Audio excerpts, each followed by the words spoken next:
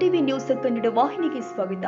ಇಂದು ಗುಳೇದಗುಡ್ಡ ನಗರದ ಅಹಲೆ ಸುನಿಯಾದ ಯಾಸಿನ್ ಅಂಜುಮನ್ ಇಸ್ಲಾಂ ಕಮಿಟಿ ಮಸಜಿದ್ನಲ್ಲಿ ಬಸವೇಶ್ವರ ನಗರದ ಶ್ರೀ ಹನುಮಂತಪ್ಪ ಬೆಟಗೇರಿ ಇವರು ಸೌಹಾರ್ದತೆಯ ಎಫ್ತಿಯಾರ್ ಕೂಟ ಏರ್ಪಡಿಸಲಾಗಿತ್ತು. ಈ ಸಂದರ್ಭದಲ್ಲಿ ಅಹಲೆ ಸುನಿಯಾತ್ ಅಂಜುಮನ್ ಇಸ್ಲಾಂ ಕಮಿಟಿ ಅಧ್ಯಕ್ಷರು ಆದ ಮೆಹಬೂಬ್ ಕಾಂಟ್ರಾಕ್ಟರ್ ಅವರು ಸೌಹಾರ್ದತೆ ಹಿತ ನುಡಿಗಳನ್ನ ಮಾತನಾಡಿದರು.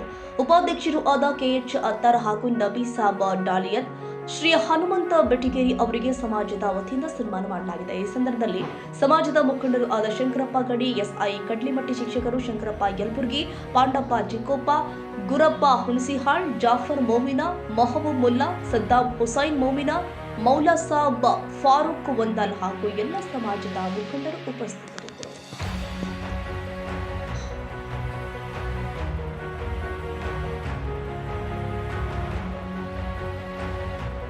ತಾಜಾ ಸುದ್ದಿಗಾಗಿ ಎಂಟಿವಿ ನ್ಯೂಸ್ 24x7ಗೆ ಸಬ್ಸ್ಕ್ರೈಬ್ ಮಾಡಿ ಮತ್ತು ಬೆಲ್ ಐಕಾನ್ ಅನ್ನು ಒತ್ತಿ. ತಪ್ಪದೇ ಲಿಂಕ್ ಶೇರ್ ಮಾಡಿ.